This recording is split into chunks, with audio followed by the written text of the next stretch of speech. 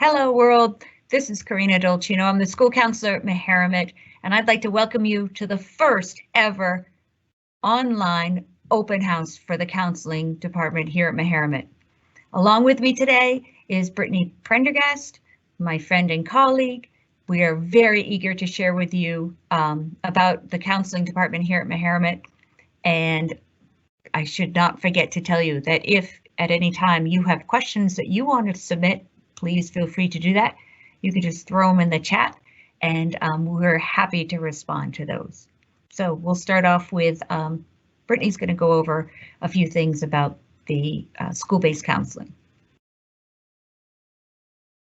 So I am Brittany Prendergast. I'm the school psychologist at Meharmet. I work alongside Karina, and I was going to talk to you about the difference between school-based counseling and community-based counseling, and there is definitely some overlap in what we do, but we both look to work on different issues. So school-based counseling is when your child is having an issue functioning in the school environment for whatever reason. So maybe they need some skill building, they might need to learn some strategies to cope with difficult emotions. That's what we do.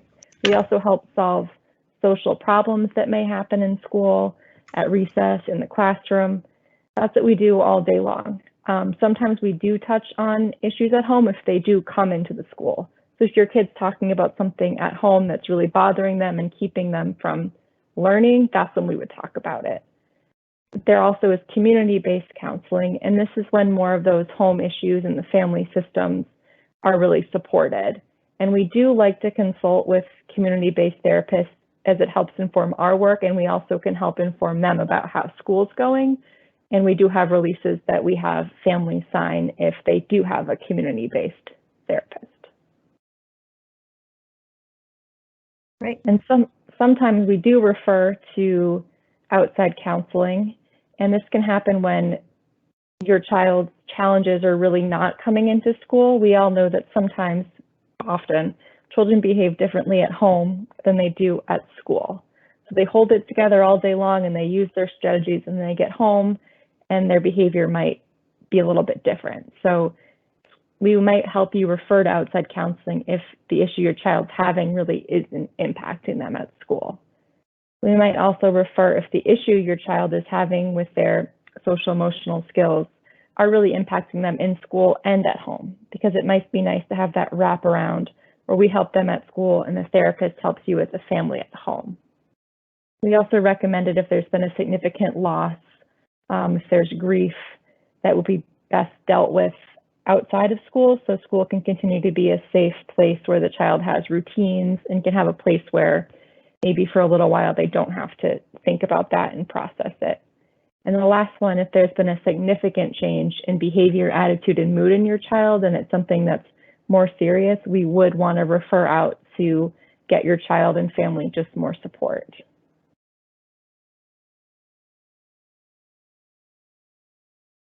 And when I think about what school-based counseling looks like, this is a fun little triangle. In school, you might have heard of our multi-tiered systems of support for academics, for reading and math.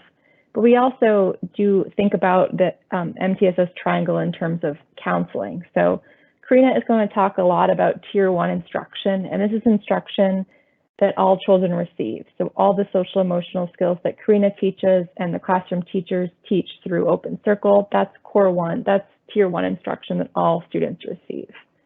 Sometimes students need a little bit more, and that's when they would get not only Tier 1, but they might get some targeted group intervention working on specific skills.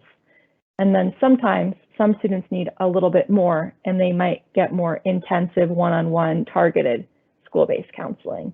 And we're going to go into those, and I'm going to pass it to Karina to talk more about what Tier 1 social emotional functioning looks like. Okay. Thanks, Brittany. Okay, so Tier 1 is school-wide. So these are the programs that all students receive no matter what. And I think the strength of our program is the fact that everyone gets all the skills. So even though something might be happening in a particular classroom, if we teach the problem solving of managing that issue across all the grades, even if it isn't happening at that moment, then students will be better prepared for when it does happen. We know, for instance, that every student at some point, unfortunately, in their career and their lifetime, on and off, there are going to be moments where somebody says or does something that they might take offense to. And so being able to manage yourself in that moment when it happens and being able to respond to it either in the moment or later on is a really fantastic life skill for us all to have and be prepared for. So that's why we are teaching these foundational skills at the elementary level. And then as the students move up into the middle school, they'll receive more nuanced, because life becomes socially a little more complicated. They learn more in-depth skills once they get into the higher levels. So what skills are we teaching them? Well, in the classroom, every teacher at Meharmet, starting in kindergarten, teaches Open Circle, which is a program in which twice a week teachers are teaching explicit lessons in social skills that for 15 minutes each for twice a week. And so these skills include basic listening skills, school look, listen. It's talking about destructive and dangerous behavior. They go over problem solving. They go over how to respond to big emotions, and so all the students will get that. And that's in the slide here. You'll see Open Circle is at the very center because the kids get that in class with their classroom teachers. The lessons that they teach every year are the same topics, but because the students are growing and becoming more mature, the conversations and who is in the classroom is also evolving. So even though the topics are the same, they'll be addressed differently every year. So that's happening. And then as well, you've heard your students, I hope, talk about Mo Time. And that's me coming into the classroom. I'm like another encore class, like art, music, PE. Mo Time, what used to be, for those of you who have older students now, they had Friendship Circle, it used to be called. And Mo Time is I'm reinforcing the Open Circle lessons as well as adding some other components that are not covered in Open Circle that are going to be helpful to students as they carry through their life. So that's what you see here. The social filter, which is right here. Sorry to go off screen on you. Right here, this is what we call the social filter. Before you speak, think. Is it true, helpful, inspiring, necessary, and kind? This social filter is hopefully what your students are thinking about as they're kind of coming up with how they should respond to an issue. There's also the social thinking program. So many of you have heard the term superflex, and that is when we are at our best, it's who we are. So when I'm at my best, I think about other people. I am flexible in my thinking. I am able to put myself into other people's shoes and have empathy for them. I am able to manage my emotions and stay calm even when things get tricky. And that is all about being superflex. So we're talking a lot about being superflex and, of course, the unthinkables. And those are the characters that get into our brain and make it difficult for us to be make it hard for us to be that flexible, helpful, kind, warm, loving person that we are when we're superflex. So the characters of Glassman and Rock Brain and Space Invader and Brain Eater are all characters that perhaps your student has mentioned. And dare I say, perhaps they've even accused of being in your brain. So that's from the social thinking curriculum. Along with those, the superflex and unthinkables is also the zones of regulation. And that's where you're talking about the blue, green, yellow, red zone. Red zone being out of control, blue zone on the other end being low energy. Green zone being where we want students to be most of the time when they're in school. Focused, calm, centered, happy. Yellow zone in between. So you're a little bit more elevated energetically, but yet you're still in control. So you could be happy, confused, agitated, frustrated, excited, surprised, our yellow zone. So all of these things, and feedback is the other piece of it. So learning how to give and receive feedback is a really important skill too for all of us to have. So that's what we do for Tier 1. On the bottom right of the slide, you'll see there's also a little pie circle, and that refers to our social emotional curriculum. And those are the skills that we cover as a part of the social thinking and the open circle programs. So that kind of covers the Tier 1, how we address for all students. And so back to you, Brittany. So as Karina said, all students receive that social emotional learning curriculum through Open Circle and through Mo Time, which I think is exceptional. But sometimes not all students they're going to need more. They might need more targeted skills to help them be successful in school. And so Tier 2 would be when we meet with students in small groups and we focus on specific skills. So we might focus on social skills, we might focus on emotional regulation, we might focus on managing big feelings, managing worry, anything that we think we're seeing several students have, we might group them together to be able to talk and learn skills. And these groups last for about 8 weeks.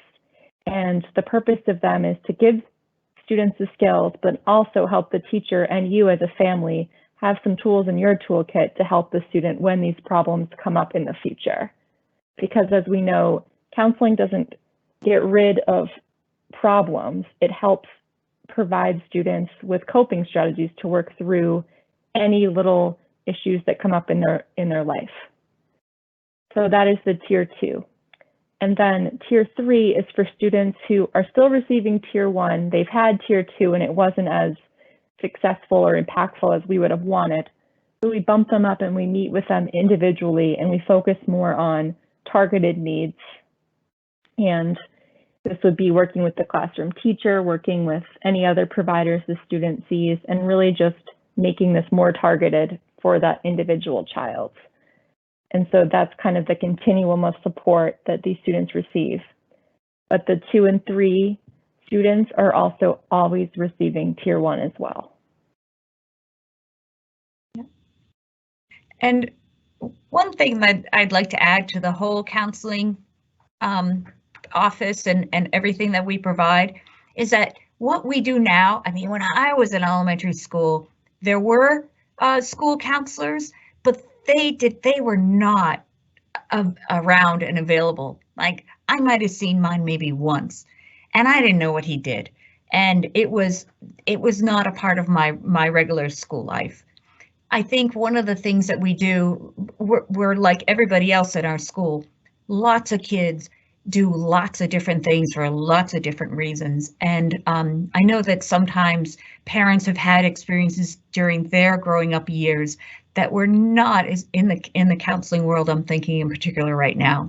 And it was not always helpful, or they sometimes felt like they were being labeled or were made to feel less than other kids. And that is just not the case, because we've got this Tier 1 and kids, usually if I visit with kids, it's more of that they get to come out with me because they know if they come out, they're going to play. And we're going to be doing some fun stuff for them. And so there isn't a stigma that I think there might have been in other schools at other times. So I just want to reiterate that because that can come up sometimes for parents. Brittany, maybe you could talk about special education a little bit and that relationship between our work. So sometimes students receive counseling through their IEP for special education, which is the Individualized Education Program. So those students have it in their plan that maybe every week or so every week they do see either myself or Karina, but there is a difference because you don't need to be in special education to have counseling.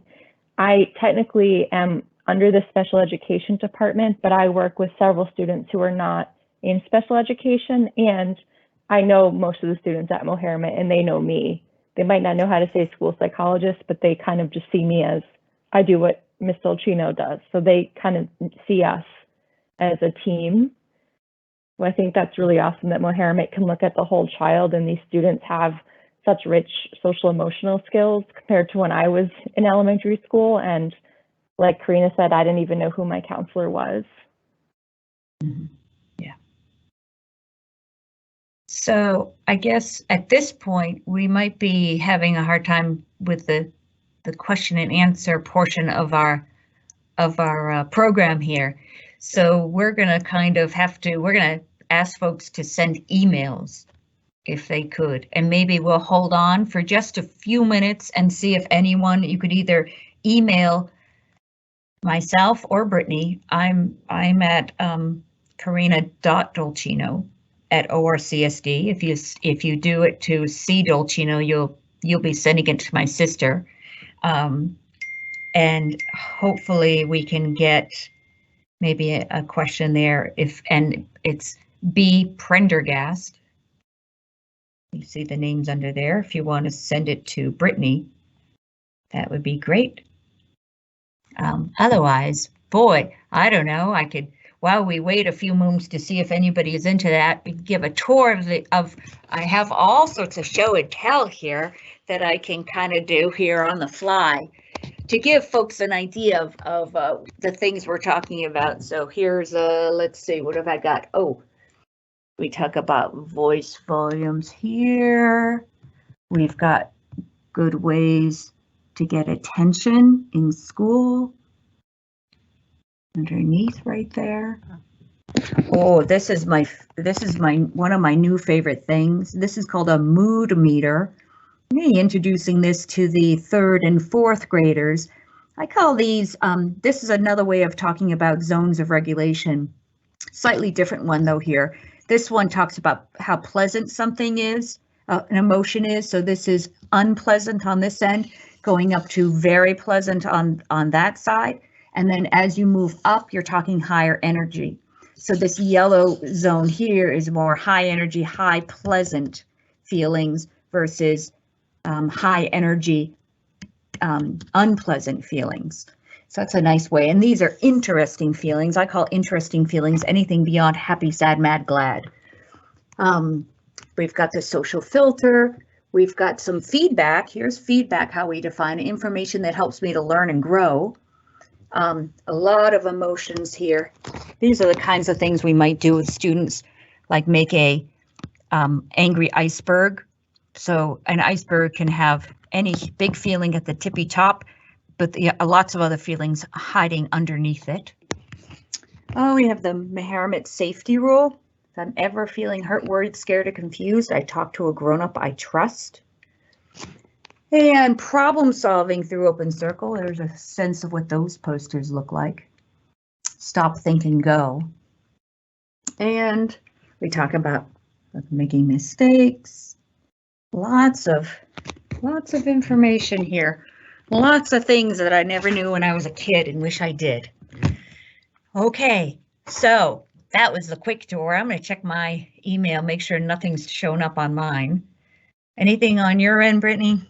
Oh, that's a crying shame. Okay, but that's all right. Hey, guess what, everybody? You can still get a hold of us. We are definitely available. You can give us a call. You can email either Brittany or myself.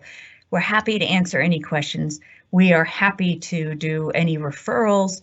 If you need any hints on parenting, we're happy to give you some ideas that way as well. We are really here for everyone. We're here for students, we're here for parents, we're here for teachers, and it is our joy and delight to be helpful.